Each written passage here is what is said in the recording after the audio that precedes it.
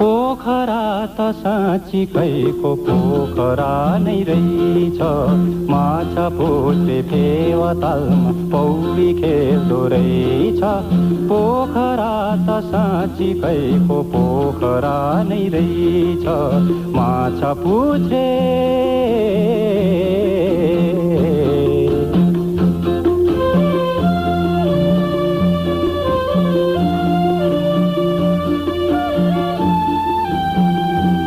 आकाशलाई छोएको छ मेरो हिमालले,